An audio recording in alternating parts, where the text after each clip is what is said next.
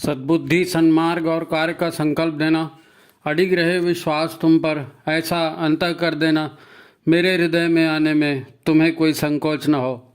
हे गुरुदेव, मुझे नज़रों से दूर कभी न होने देना। हे गुरुदेव, मुझे नज़रों से दूर कभी न होने देना। नमस्कार, गायत्री चिंतन धारा के इस सतत प्रवाह में आप सभी का स्वागत है। मित्रों, जिसको भी देखो परेशान दिखता है, निराश दिखता है, व्यस्त तो है, सभी लोग व्यस्त हैं, किसी के पास थोड़ा भी टाइम नहीं है, लेकिन कोई संतुष्ट जीवन नहीं जी रहा है, कोई अपने लाइफ से खुश नहीं दिखता। कोई चाहता है मैं पैसे वाला हो जाऊं, कोई चाहता है मैं और सुंदर हो जाऊं, कोई चाहता है मुझको बहुत बड़ा जॉब मिल जाए, मेरा प्रमोशन हो जाए, मैं बहुत बड़ा नेता बन जाऊं, मेरी समस्याओं का समाधान हो जाए, मैं ऐसा हो जाऊं, मैं वैसा हो जाऊं। अपने आप को बिल्कुल ऐसा बना देना चाहते हैं कि अगर ये हो जाएगा ना तो फिर मैं सुखी हो जाऊंगा, खुश हो जाऊंगा। लेकिन वो उनके लिए सपना है, वो उनके लिए सपना है। वो एक चक्करघंटी सुबह से शाम तक की चल रही है, उसी में उलझे रहते हैं और उन्हीं कामों को रिपीट कर देते हैं। आपको भी लगता होगा मैं ये बन जाऊं, मैं वो बन जाऊं। क्या आप भी स्वतः को बदल देना चाहते हैं? आप भी खुद को बदल देना चाहते हैं? तो मैं एक आपसे प्रश्न करता हूं कि क्यों बदल देना चाहते हैं? क्या बदलाव चाहते हैं आप अपने आप में? हैं? ये मैं नहीं पूछ रहा हूँ, ये आप अपने आप से पूछिए। आप अपने आप से पूछिए कि मैं ये क्या बदलाव चाहता हूँ। ये प्रश्न आपको स्वतः से पूछना चाहिए, क्योंकि ये आपका पर्सनल मैटर है। आप ही बदलेंगे ना अपने आप को, दूसरा तो कोई आपको बदलेगा नहीं। जब तक आप इस टॉपिक पर सीरियस नहीं होते कि मुझको ये बनना है कि मैं अमुक पद पाऊंगा कि अमुक उपलब्धि हासिल करूंगा, जब तक आप इस टॉपिक पर सीरियस नहीं होते, इस प्रक्रिया को समझते नहीं और इस बदलाव के लिए स्वतः मेहनत नहीं करते, तो वैसे ही होगा जैसे बाकी और सारे दुनिया के लोगों के साथ होता है। सबको अपने में कुछ न कुछ कमी दिखती है और सभी ये कमी दूर हो जाए ये चाहते हैं, पर अधिकांश लोग इच्छा तो करते हैं फिर भूल भी जाते हैं, क्योंकि इच्छाएं तो मन में रोज नई नई उठते रहती ना। दिन में 10 तो इच्छाएं उठती रहती हैं। यहाँ सिर्फ इतना ही कहना है कि यदि वास्तव में आप स्वतः में किसी तरह का बदलाव चाहते हैं तो वो हो तो सकता है, कुछ खास तरह से आपको प्रयत्न करना पड़ेगा, कुछ खास तरह से प्रयत्न करना पड़ेगा। हो सकता है, करेंगे तो होगा। दरअसल अधिकांश लोग तो यही समझते हैं कि भगवान ने मुझे ये कमी दी है तो ये दूर नहीं होगी, क्योंकि भगवान ने ही दी है, मेरे कोई पाप होंगे तो मैं ऐसा हो गया, या जैसे भी है। मेरे जैसे लोग अपने आप को बदल नहीं सकते। ये कारण है, ऐसा ऐसा होता है, इसलिए फिर हमारा बदलाव नहीं हो सकता। ये बात लोगों के मन में है। मैं तो बहुत चाहती हूँ कि मैं बदल जाऊँ, या मैं बहुत चाहता हूँ कि मैं बदल जाऊँ, मेरे ये अंदर ये एबिलिटी आ जाए। उस समय मैंने कई बार कोशिश भी की थी, पर मेरे से होता नहीं है। मैंने कई बार ट्राई किया, आखिर में यही होता है कि ठीक है, जैसे भी है, सब अपनी अपनी तकदीर की बात है, और फिर आदमी प्रयास भी करना बंद कर देता है। इधर गुरुदेव कहते हैं कि हम बदलेंगे, युग बदलेगा। मतलब कि हम बदल सकते हैं। अब ये एकदम उल्टी बात है। हम कह रहे हैं तकदीर से हमारी ऐसी है, और गुरुदेव कहते हैं कि नहीं, हम बदलेंगे, हम बदल सकते हैं। सिर्फ मैं ही नहीं, संसार के सभी लोग अपने आप को बदल सकते हैं। तो मुझे भी अपने नए युग के अनुसार स्वतः में परिवर्तन लाना पड़ेगा। सोचो ना भाई, हमको साधना करने कहा जाता है ना, मिशन पूरा साधना पर खड़ा है, तो साधना माने क्या? साधना तो स्वयं अपने भीतर सकारात्मक लाने की एक प्रक्रिया है, नहीं? तो आज ये महत्वपूर्ण हमारा विषय रहेगा चर्चा के लिए, ताकि किसी के भीतर अपने आप को बदलने की थोड़ी भी इच्छा होगी ना, तो वो निराश ना हो। आपके भीतर इच्छा उपजी है तो उस इच्छा को मजबूत बनाइए, निराश नहीं होना है, और अपने भीतर वो परिवर्तन हम सफलतापूर्वक ला सकें। तो ये कैसे होगा? तो चलिए आज इसी चर्चा को शुरू करते हैं, ठीक है। देखो, हर व्यक्ति की अपनी कहानी है, उसकी अपनी अड़चनें हैं, उसकी अपनी परेशानियां हैं, और वो उससे छुटकारा भी चाहता है ना। ये मुद्दा अलग है। अलग इसलिए कहेंगे क्योंकि ये परेशानियां पूर्व में हुए कर्मों के परिणाम भी हैं, तो इन्हें भूतकाल में जाकर तो आप ठीक नहीं कर सकते। पहले हमसे हो गई गलती, हैं, इस जन्म में, पिछले जन्म में, जो भी है, अब हो गई गलती, अब उसको पिछले जन्म में जाकर सुधार नहीं सकते। हाँ, यदि हमें अपने चिंतन और व्यवहार में कुछ गड़बड़ दिख रही है, हम आत्मसमीक्षा करें ना, अपने व्यवहार में कुछ गड़बड़ी दिख रही है, मेरे सोच में गड़बड़ी दिख रही है, तो भविष्य में ऐसी गलती दोबारा हमारे से मत हो, इसके लिए सचेत तो रह सकते हैं, सचेत रह सकते हैं, है नहीं। और इनका कुछ नहीं हो सकेगा। हमें जो भी प्रोग्रेस करनी है वो आज के इन्हीं हालातों में करनी है। नहीं ऐसा होगा तो हम ऐसा करेंगे, वो उसको समझा दो, वो कर देगा तो मेरा ऐसा हो जाएगा। नहीं, कोई समझने वाला नहीं है, कोई सुधरने वाला नहीं है। सारी परिस्थितियां ऐसे ही रहेंगी, और इन्हीं परिस्थितियों में रहते हुए हमको अपने आप में बदलना है। अगर मगर नहीं चलेगा, है नहीं, अगर मगर नहीं चलेगा तो फिर हैं, हमें जो भी प्रोग्रेस करनी है वो आज के हालातों में करनी है। जो लोग सफलता पाते हैं तो इनमें से अधिकांश लोग, क्या सबके लिए रास्ता साफ रहता है क्या? किसी के लिए रास्ता साफ नहीं रहता। सबको अपना मार्ग स्वयं बनाना पड़ता है, कठोर परिश्रम के बाद सफलता मिलती है। आपने भी सुना होगा। मगर समझ में नहीं आता कि कैसे करें, इसलिए अधिकांश लोग नहीं करते। अब सब जितने भी लोग हैं सफल हुए हैं, वो सब के सब कोई भाग्य से थोड़ी सफल हुए हैं भाई, हैं।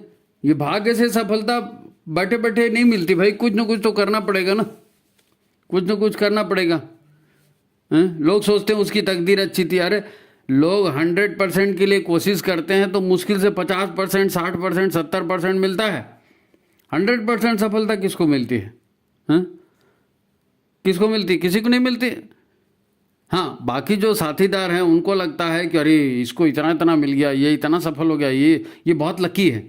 अरे बहुत लकी नहीं भाई, उसने जितनी मेहनत की थी उतना भी बेचारे को नहीं मिला। हाँ, तुम्हारे से ज़्यादा मिला इसलिए तुमको लगता है इसको कितना कुछ मिल गया।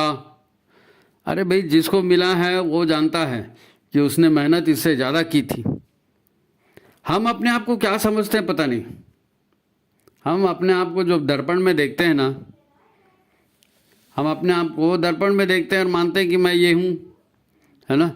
फिर अब मेरी पहचान क्या है? तो मेरे पास ये डिग्रियाँ हैं, मेरे पास ये धन संपत्ति है, मेरी ये सामाजिक स्थिति है, ये मेरा बाहरी रूप है। ये जितना भी है ना, धन संपत्ति, डिग्रियाँ, और दर्पण में हम अपने आप को देखते हैं, ये हमारा बाहरी रूप है। ये सब विकास का साधन बन सकता है, पर इनसे विकास होगा ऐसा नहीं है। इसको आप विकास का साधन बना सकते हो, परंतु हमारा एक अस्तित्व और है जो दर्पण में नहीं दिखता। हमारा एक अस्तित्व और है जो दर्पण में नहीं दिखता। जब भी हम अपने में बदलाव की बात सोचते हैं तो इसके लिए स्वीकृति हमारे उस भीतर वाले अस्तित्व से आती है। भीतर वाले अस्तित्व काम शरीर करता है, लेकिन स्वीकृति अस्वीकृति करूं कि नहीं करूं ये अंदर से आवाज आती है। अब होता क्या है, इधर ध्यान दो। अधिकांश लोग तो अपनी गलती ही नहीं मानते हैं, अपनी गलती नहीं मानते अधिकांश लोग, तो वो बदलाव करेंगे भी नहीं, क्योंकि वो इंतजार करेंगे उससे, वो करेगा तब मैं करूँगा, वो ऐसा होगा तब वह होगा, है नहीं।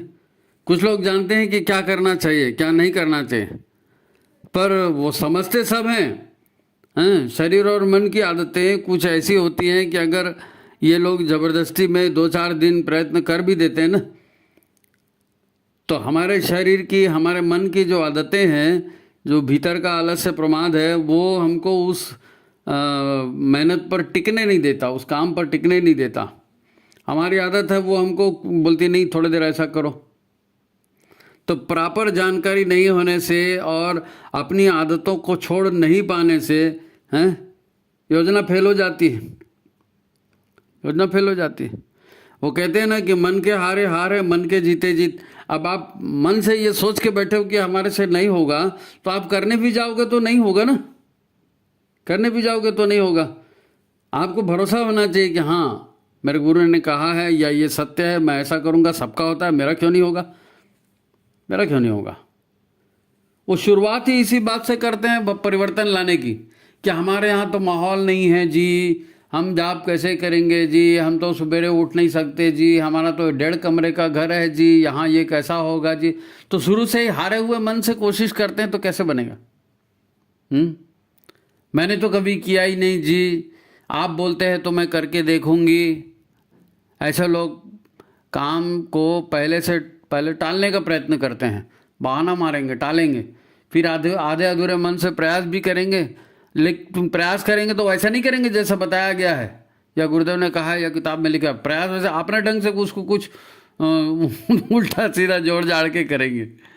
हैं, माँ बाप ने जोर दे दिया, दोस्तों ने सलाह दे दी, या गुरुदेव की कोई बात पढ़ ली तो लगता है कि हाँ बदलाव होना चाहिए, चलो हम भी बदलेंगे, है नहीं। फिर दूसरे दिन तक बात ठंडी हो जाती है। दरअसल भीतर में ना है, भीतर में ना है, ना मतलब नकारात्मकता, भीतर में नकारात्मकता है। नकारात्मकता किसको बोलते हैं? संदेह को, अविश्वास, आलस्य, ये मेरे से नहीं होगा, ये भाव, हीनता का भाव, ये सब भीतर में भरा पड़ा है। वो आपके प्रयासों को रोकता है।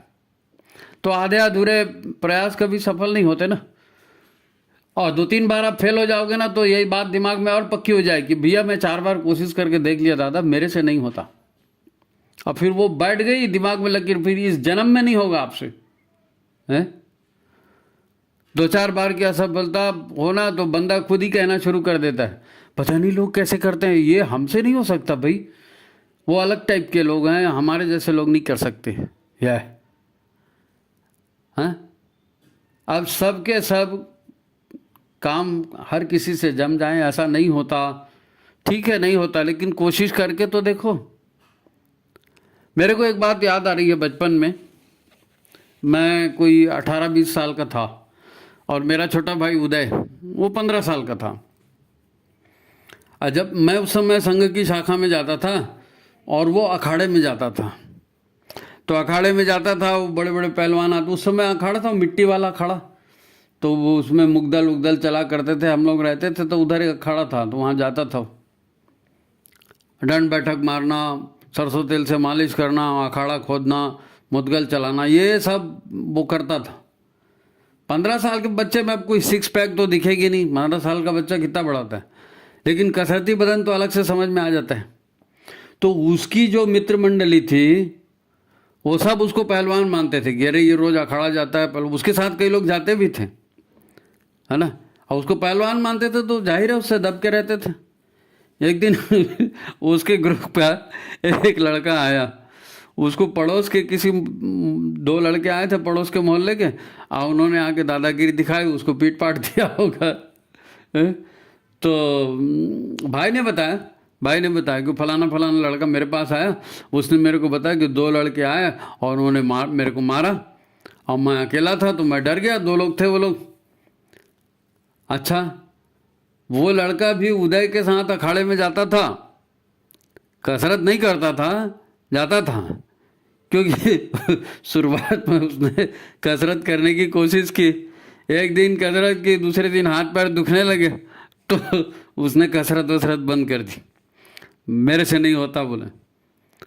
तो वो लड़का उदय से बड़ी मासूमियत से कहता है, वो लोग मेरे को मार के चले गए भाई, और मेरे में इतनी ताकत नहीं थी कि मैं दोनों से लड़ पाता। अब ध्यान से सुनो क्या बोलते हो, मेरे में ताकत नहीं थी कि मैं उन दोनों से लड़ पाता, और मैं भी तेरे जैसा गुंडा होता ना तो दोनों को खूब पटक के मारता। वो कहता मैं भी तेरे जैसा गुंडा होता तो दोनों को पटक के मारता। अब एक ही उम्र के लोग हैं, एक साथ अखाड़े में जाते, एक ने कसरत की एक ने ऐसे नहीं की। अब ये किस्सा हो गया, मेरे को बड़ी हंसी है उसके ऊपर कि उसने उदय को गुंडा कहा। अब वो पहलवान या ताकतवर कहना चाहता था पर उसने गुंडा शब्द का उपयोग किया था। मतलब क्या, अरे तुम्हारे साथ तुम्हारी उम्र का लड़का कसरत करके बलवान बनता है, तुम नहीं बने, क्यों नहीं बने? अखाड़े तो तुम भी जाते थे, एक दिन हाथ पैर दुखे तो दूसरे दिन क्यों बंद कर दिया? क्योंकि भीतर वाले ने कहा ये तकलीफ हो रही है, ये मैं नहीं कर सकता, मुझको आराम चाहिए, ये मेरे से नहीं होगा, इसको टाल दिया जाए।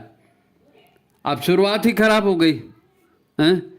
अब वो जिंदगी भर मार खाते रहेगा, लोगों से दबते रहेगा, और ये बात उसके दिल में पक्की हो गई कि मैं लड़ नहीं सकता क्योंकि मुझ में ताकत नहीं, क्योंकि मैंने कसरत नहीं की। हो गया जिंदगी भर के लिए बुक, है ना। वो इसी को अपनी तकदीर मानेगा। और ऐसा ही हर विषय में सबके साथ होता है। थोड़ी बहुत कोशिश करते हैं और फिर अलग हट जाते हैं, हमारे से नहीं बनेगा भैया, है। मैंने देखा है हमारे समय में इंजीनियरिंग कॉलेज में, मेडिकल कॉलेज में, यहाँ एडमिशन बहुत दिक्कत से होता था, लेकिन वहाँ रैगिंग होती थी। तो कई लोग रैगिंग के डर से मेडिकल कॉलेज छोड़ दिए, इंजीनियरिंग कॉलेज छोड़ दिए, अब बाबूगिरी करते रहे, अब रिटायर हो गए। लेकिन मेडिकल इंजीनियरिंग कॉलेज में अच्छे मार्क्स वालों को एडमिशन मिलती ना, लेकिन वो डर के मारे गए, वो रोक दिया उन्होंने। अरे बाकी लोग भी तो कर रहे थे, उन्होंने तो किया ना इंजीनियरिंग, डॉक्टरी। ये सब समझने की चीज़ें हैं, ये प्रैक्टिकल लाइफ की बात है। समाज में लोग बीमारी से परेशान हैं, रोगों से परेशान हैं, गरीबी से परेशान हैं, खर्चे नहीं पुरते हैं, कर्जा बढ़ गया है, हैं? रिश्तेदारों से घर परेशान हैं, घर के वैवाहिक संबंध ठीक नहीं हैं, और सब लोग इन बातों में परिवर्तन चाहते हैं, है ना। लोग परिवर्तन वो चाहते हैं कि सब ठीक हो जाए, पर करेगा कौन? कौन ठीक करेगा? अरे भाई ये खुद को बदलना पड़ेगा, अपने व्यवहार को बदलना पड़ेगा। ऐसे नहीं होता तो ऐसे करके देखूं, ऐसे नहीं होता तो ऐसे करके देखूं, कैसे न कैसे करोगे तब ना होगा। देखो बात को समझो, आप अपने आप को दर्पण में देखते हो ना, ये चित्र बदलते रहता है। दर्पण में जो दिखता है ना अपने आप के बारे में, ये चित्र बदलते रहता है। 8 साल में हम अलग जैसे दिखते थे, 18 साल में अलग जैसे दिखते थे, 48 साल में अलग जैसे दिख रहे हैं, जो 78 के हो गए वो और अलग जैसे दिख रहे हैं, है नहीं? हैं? आप इस चित्र को न बदल नहीं सकते। 8 साल में वैसे ही 18 साल में, ये चित्र बदलने वाला नहीं है। आप बदलते रहे, इसलिए चित्र बदलते रहा। ये शरीर तो एक यंत्र है, ये शरीर एक यंत्र है, इसकी एक उम्र है, तब तक ये ठीक चलेगा, है नहीं? इस यंत्र को चलाने वाला इसके भीतर बैठा है, वो दर्पण में नहीं दिखता। शरीर को चलाने वाला इसके भीतर में बैठा है, वो दर्पण में नहीं देखता। उसके पास प्राण ऊर्जा है। ये देखने वाला शरीर उस चलाने वाले की प्राण ऊर्जा से चलता है। अंदर वाला जो है ना, उसके पास प्राण है, उसी से तो ये शरीर चलता है, इतना बड़ा दिखता है ये 50, 60, 70 किलो का जो भी है। पर चल के करता क्या है? चल के करता क्या है? ये भीतर वाला विचारों से बना है। बाहर वाला शरीर जो है, जो दर्पण में दिखता है, जो कपड़े दिखते हैं, मोटा पतला शरीर दिखता है, गोरा काला रंग दिखता है, अच्छा चेहरा है, बदरूप चेहरा है, जो भी है, ये जो दर्पण में दिखता है ना, ये तो हाड़ मांस कपड़े लत्ते ये सब है ना। इनको चलाने वाला जो भीतर है ना, वो भावनाओं से बना है, वो विचारों से बना है। अब विचार दिखते नहीं हैं, भावनाएं दिखती नहीं हैं, मान्यताएं दिखती नहीं हैं, धारणाएं दिखती नहीं हैं, ये सब सूक्ष्म अदृश्य ऊर्जाएं हैं। ये सब ऊर्जाएं इस दिखने वाले शरीर के अंदर हैं, है ना। आज आप जिन मुसीबतों में फंसे हो ना, वो इस भीतर वाली ऊर्जाओं के क्रियान्वयन से उपजी हैं। हमारे भीतर में जो इच्छाएं हैं, भावनाएं हैं, मान्यताएं हैं, धारणाएं हैं, उसी के आधार पर शरीर ने काम किया। अब शरीर ने उसी आधार पर काम किया तो इस तरह की मुसीबत में फंस गया ना। तो ये मुसीबतें कोई भगवान ने थोड़ी की, ये हमारी की हुई हैं। इसे ऐसा समझो कि रात को एक स्टोरी से समझो, इसको एक स्टोरी से समझो। मैं आपका या अपना किसी का उदाहरण नहीं, एक स्टोरी है। ऐसा समझो कि रात को आप वॉश बेसिन का नल बंद नहीं किया आपने। वॉश बेसिन होता है ना घर में, उसका नल बंद नहीं किया, और बेसिन का ड्रेनेज चौक है ना, बेसिन का ड्रेनेज चौक है। अब नल में मुँह धोया उसमें और नल बंद नहीं किया तो बेसिन तो भर जाएगा ना, पानी बाहर गिरना शुरू हो जाएगा, है नहीं। और आपने हर कमरे का एसी ऑन करके रखा, पंखे भी ऑन करके रखे, सारे दरवाजे खिड़कियाँ बंद।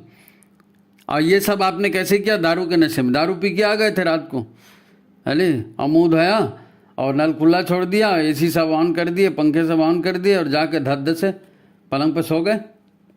अब रात भर सब एसी चल रहे हैं, सब पंखे चल रहे हैं, नल का पानी गिर रहा है।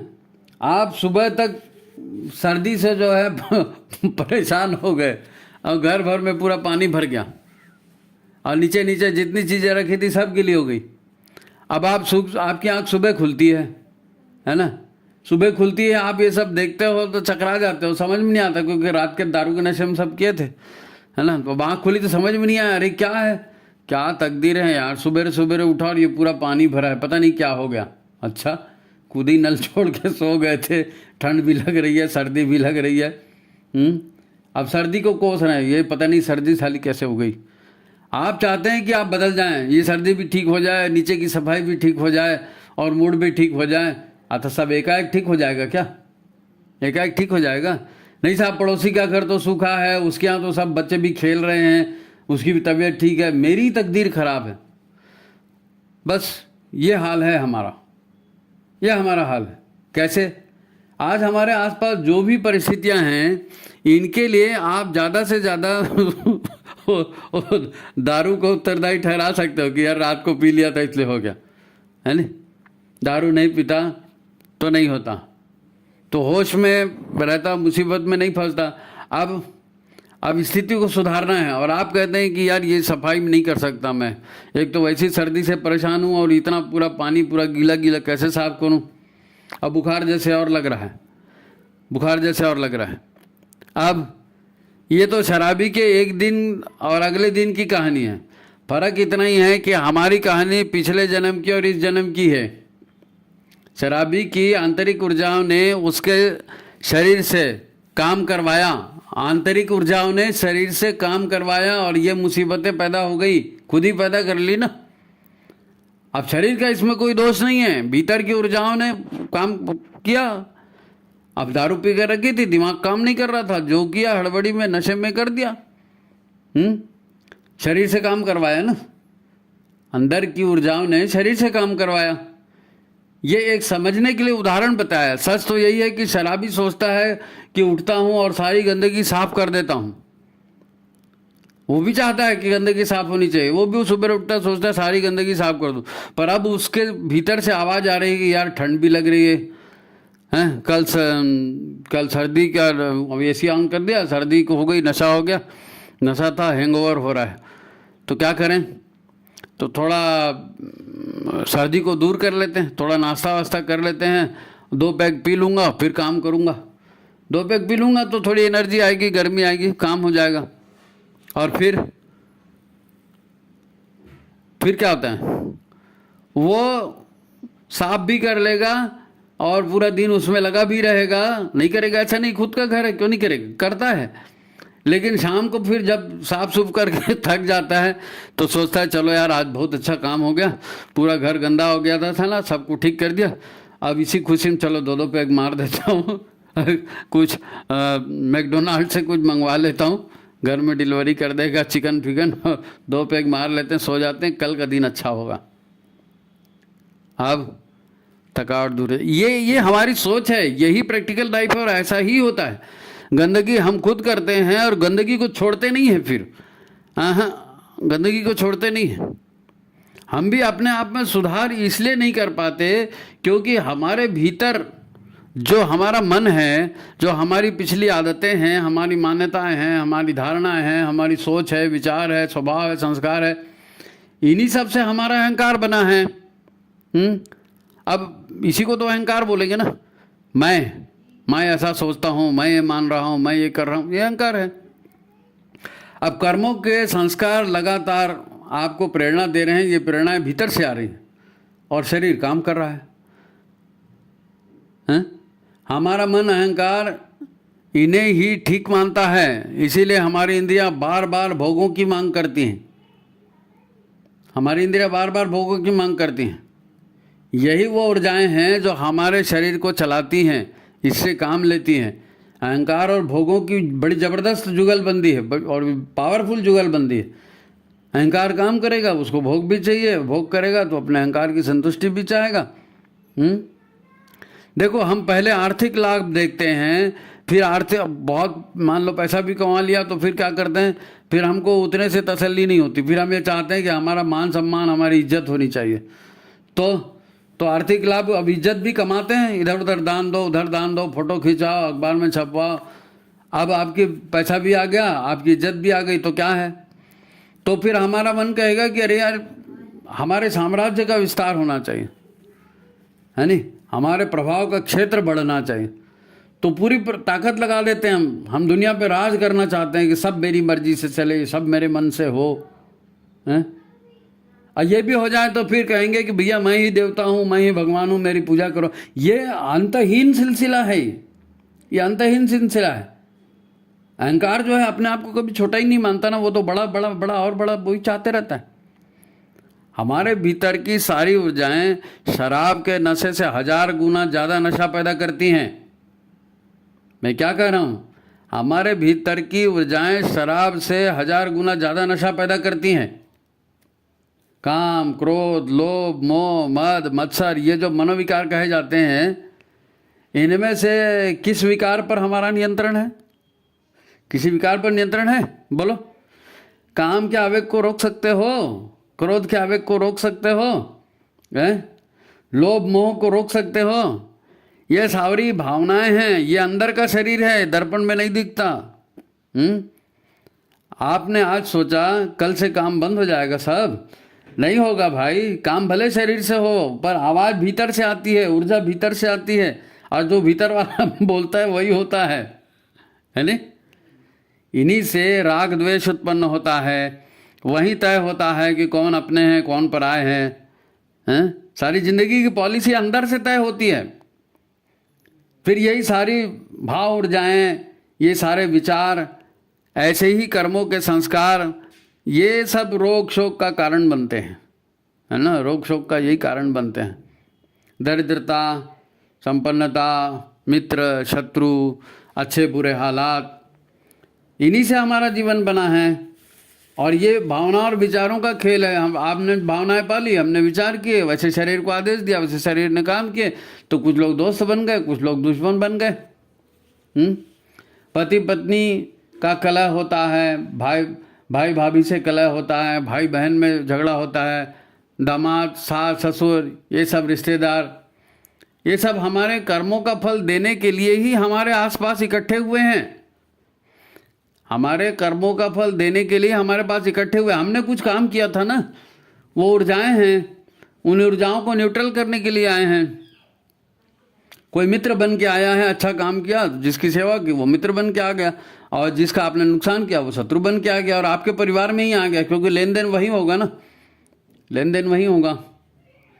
यहाँ बात दर्पण में दिखने वाले शरीर की नहीं है, इसके भीतर के सूक्ष्म शरीर की है। पर ये सब बेहोशी में, नशे में बने हुए संबंध हैं, बेहोशी में नशे हुए संबंध है, क्योंकि राग द्वेष से बने हैं ना। राग द्वेष तो एक तरह का नशा है। आप चाहे कुंडली मिला के शादी करो, चाहे आप लव मैरिज करके करो, है नहीं, कितने भी लड़के छाट लो, कितनी भी लड़कियां छाट लो, शादी के महीने भर बाद पता चल जाता है, अरे तेरी ये हमने क्या कर दिया। और फिर क्या होता है, फिर बच्चे बनकर जो आ रहे हैं आपके घर में, उनका तो कहना ही क्या, उसको तो छांट के लाते नहीं ना, बच्चों को कौन छांटता है, वो तो आ जाते हैं तकदीर से। कौन है जो आपके साथ रहकर स्वर्ग का आनंद ले रहा है? अब आप खुद ही स्वर्ग का आनंद नहीं रह रहे हो, तो आपके साथ रहने वाला क्या स्वर्ग का आनंद लेगा जी, हैं? ये सब हमारी कृति है, हमने किया है, हैं? अब आप परिस्थिति को दोष दो, किसी रिश्तेदार को, किसी संबंधी को दोष दो, उसके मारे ऐसा हो गया, वो ऐसा करता है, उसने तकदीर खराब कर दी, ये सब कोई मतलब नहीं निकलता। ये सब खुद की एनर्जी है, आपने खुद काम किया था, अब आ गए, क्यों दुश्मनों से घिर गए? कर्म थे। संत कहते हैं कि ये संसार एक माया है, इसको समझना बड़ा मुश्किल है। अधिकांश लोग यही कहते हैं संसार एक माया है, लेकिन कोई माया को समझता समझाता नहीं है नहीं। और वैसे भी धरती को मरते लोग कहते हैं कि भैया यहाँ मरोगे आओगे तो नाना प्रकार के लोग बहुत सारी बातें रट लेते हैं जी, उसका अर्थ उनको मालूम नहीं रहता। गुरु नानक देव हुए हैं, गुरु नानक देव को बड़ी पीड़ा थी, है ना। उन्होंने कहा नानक दुखिया सब संसार दुखिया। क्यों दुखिया? अरे हाथ पैर हैं, दिमाग है, माँ बाप है, खेती बाड़ी है, घर है, द्वार है, सब है, फिर भी दुखिया क्यों? क्योंकि उसको अपने आप को मैनेज करना नहीं आता, भीतर की शक्तियों का मैनेजमेंट नहीं सीखा आपने। बस एक गुरुदेव हैं जो दावा करते हैं कि मैं आया ही इसीलिए हूं कि सारे उल्टे चाल चलन को उलटकर सीधा कर दूं। इतनी बड़ी बात हमारे गुरुदेव के अलावा किसी ने कही? ये सारी उल्टी बात नानक देव ने कहा, नानक दुखिया सब संसार। गुरुदेव क्या कहते हैं? मैं आया ही इसीलिए हूं, ये जितना उल्टा चाल चलन है सबको उलट के सीधा कर दूं। वो निराश नहीं करते, वो कहते हैं कि हाँ ये सब बदल सकता है, दुर्गति रुक सकती है। वो इसके लिए तरीके बताते हैं, विश्वास दिलाते हैं कि हम बदलेंगे और पूरा युग बदलेंगे। आप अगर हमारी कुछ सेवा करना चाहते हो तो याद रखो, अपना सुधार संसार की सबसे बड़ी सेवा है। मैं नहीं कह रहा हूँ, फिर गुरुदेव कहते हैं कि आप अगर कुछ करना चाहते हो हमारे लिए तो याद रखो, अपना सुधार संसार की सबसे बड़ी सेवा है। वो निराश नहीं करते, वो कहते कि भाई भीतर की चीजें ना, जैसे बाहर के आप कपड़े लत्ते बदलते हो, चेहरे को लिपा पोती करते हो, तो अंदर को भी बदलो ना। अब उनका कहना बिल्कुल ठीक है, क्योंकि अंदर वाला ही काम करता है। अब वो अपना उदाहरण देते हैं कि देखो मैं व्यक्ति नहीं हूं, मैं विचार हूं, मेरे शरीर को मत देखो, ये मेरे शरीर को मत देखो, मैं व्यक्ति नहीं हूं, मैं विचार हूं। तो इसका मतलब क्या है? गुरुदेव जब अपने को कहते हैं कि मैं व्यक्ति नहीं हूं, विचार हूं, इसका मतलब क्या है? तो हम भी शरीर नहीं है, हम भी मन नहीं है, हम भी विचार ही हैं, हम भी विचार ही हैं। और हमको बदलना है तो हमको अपने विचार को बदलना पड़ेगा। सीधा सा गणित है। दुनिया का हर व्यक्ति पंचतत्व का है ना शरीर नहीं है, विचार है। इसी विचार से तो शरीर बना है, इसी विचार से हमारा अंतःकरण बना है। मन बुद्धि चित्त अहंकार, सबका मूल विचार और भावना ही तो है। सबका मूल विचार और भावना ही है। विचार और भावना, सिर्फ विचार और भावना, यही तो हमारे अंदर है। और क्या है? शरीर तो सबके एक जैसे दिखते हैं, विचार बदलते हैं, भावनाएं बदलती हैं, तो पूरा सीन बदल जाता है। इसीलिए तो विचार क्रांति जरूरी है। गुरुदेव ने कहा विचार क्रांति अभियान चलाएंगे, विचारों को ठीक करेंगे। कौन विचार ठीक करेगा? गायत्री माता ठीक करेगी। और भावनाओं को कौन ठीक करेगा? यज्ञ रूप प्रभु हमारे भाव उज्ज्वल कीजिए। यज्ञ ठीक करेंगे, गायत्री और यज्ञ से ठीक होगा, संस्कारों से ठीक होगा, है नहीं? गुरुदेव क्या कहते हैं? सद्विचार और सत्कर्मों से हम बदलेंगे। सद्विचार और सत्कर्मों से हम बदलेंगे, और हम बदलेंगे तो पूरा संसार बदलेगा। तो ये भीतर वाले को आप बदलना चाहते हैं अपने आप को, तो आप बदल सकते हैं, लेकिन ऐसे हल्के तौर पर मत लीजिए। ये भीतर वाले को बदलना है, विचारों को बदलना है, संस्कार को बदलना है, आदतों को बदलना है, मान्यताओं को बदलना है, धारणाओं को बदलना है। तो उसी माहौल में, उसी विश्व में रहते हुए, गुरुदेव क्या कहते हैं? मनस्थिति बदले तो परिस्थिति बदले। अब उसी स्थिति में कई लोग सोचते हैं कि हम तो फंसे हुए हैं, हम नहीं बदल सकते। और उसी स्थिति में यदि आपको गुरुदेव पर विश्वास है तो आप कहेंगे नहीं, हमारे गुरुदेव ने कहा है हम बदलेंगे तो युग बदलेगा, तो हम तो ऐसा करेंगे। तो फिर कुछ समझे? अपने आप को कैसे बदलेंगे? अब रेटी रेटाई बात मत बोलना कि दृढ़ संकल्प से बदल देंगे, गायत्री अनुष्ठान से बदल देंगे, आषाढ़ व्रत करेंगे, चंद्रायण व्रत करेंगे। अरे नहीं, हम सफल नहीं हो रहे हैं तो इसकी वजह ये चंद्रायण और आषाढ़ नहीं है, इसकी वजह है आस्था और विश्वास का संकट। हमको गुरु की बातों पर विश्वास नहीं है, हमारी आस्था धर्म में नहीं है, ईश्वर के न्याय व्यवस्था में नहीं है। ये संकट है आस्था और विश्वास का, है? नहीं तो गुरुदेव ने इतना ज्ञान दिया तो हमको कहना चाहिए करिष्ये वचनम तव, और ये करिष्ये वचनम तव का ही तो अभाव है। आप सोच के देखो, बिल्कुल फ्री माइंड से सोचो। हमारे से 9 दिन का अनुष्ठान नहीं हो पाता, होता है? नहीं साहब, हम तो घर में रहते हैं, घर की परिस्थिति। अरे गुरुदेव भी घर में ही रहते थे, बाबा कोई जंगल में रहते थे क्या? गुरुदेव ने 24 लाख के 24 महापुरुष शरण कर डाले, कठोरतम अनुशासन के साथ। 24 वर्ष लग गए इसमें, और अपने गुरु के आदेश पर। उनके गुरु ने कहा कि तुम जो है ये नहीं हो, तुम उनको पिछला जन्म भी दिखाया। हमको भी गुरुदेव ने बताया कि तुम वो नहीं हो, तुम पिछला जन्म हमारे साथ बिता चुके हो। उनके गुरु की बात उन्होंने मानी और 24 साल उसमें कठोर श्रम में लगा दिया। हम तो 9 दिन नहीं लगा सकते, 9 दिन का अनुष्ठान हमसे नहीं होता। ये आस्था और विश्वास का संकट है। आस्था और विश्वास का संकट है। 2 घंटे की नींद हम नहीं छोड़ सकते। हमारे गुरुदेव को अपने गुरु पर कितना ज़्यादा भरोसा था। 24 वर्ष क्या पूरा जीवन उन्होंने गुरुदेव के विचारों पर लगाया, अपने गुरु के विचारों पर। और किस तरह का उनका स्टैंडर्ड देखिए। वो कहते हैं कि ये अखंड ज्योति, ये इतना सारा साहित्य हमने लिखा नहीं, उंगलियां हमारी थी, पेन और कागज की व्यवस्था हमने की, परंतु ये विचार हमारे गुरु, हमारे भगवान ने दिए, उन्होंने लिखवाया। हम तो बस उंगलियों में पेन पकड़ के बैठे थे। हैं? ये विचार हैं, इतना समर्पण है। इतना समर्पण हम करते हैं क्या? क्यों नहीं करते?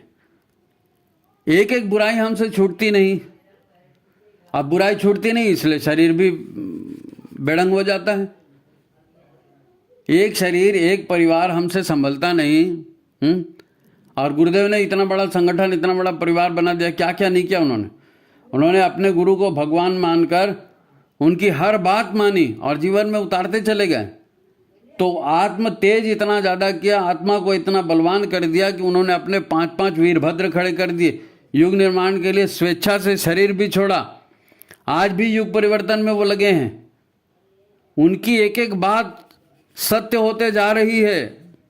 हम भी अपने आप को बदल सकते हैं, हम भी अपना कायाकल्प कर सकते हैं। हम भी अपना कायाकल्प कर सकते हैं। इतनी आस्था, इतनी श्रद्धा, इतना विश्वास हमें अपने भीतर जगाना पड़ेगा गुरु के प्रति। भाई देखो, एक रोल मॉडल चाहिए। उनको रोल मॉडल मिला, हमको भी रोल मॉडल मिला, लेकिन हम रोल मॉडल बनने के लिए तैयार नहीं है।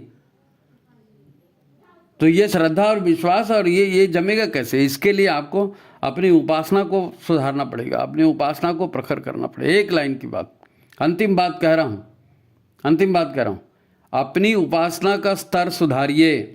उपासना समझते हैं कि नहीं समझते हैं तो पढ़ो उसके बारे में कि उपासना कैसे होती है नहीं? और कर लो अपना कल्याण, बदल लो अपने आप को। आज की बात यहीं समाप्त करते हैं। सीरियसली कही गई बातें हैं, सामयिक बातें हैं, दुख मुसीबतों से बचने की बातें हैं। ये नए युग का जो है अवतरण होने वाला, उसके लिए ये आपकी पात्रता है, आपको ऐसा करना चाहिए। ये मैं नहीं कहा हूँ, ये गुरुदेव कह रहे हैं। तो ठीक है, आज का यही संदेश था। आज की बात समाप्त करते हैं। मित्रों, जिनको भी आप भेज रहे हो ना, उनको बोलो, उनको फ़ोन करके बात करो कि भाई ये वीडियो आपको भेजा, आप इसको देखिए, है ना? लाइक कीजिए, शेयर कीजिए, कमेंट कीजिए, और जो भी अपनी बात कहनी है व्हाट्सएप में कहिए। व्हाट्सएप नंबर यहाँ दिया गया है, ठीक है?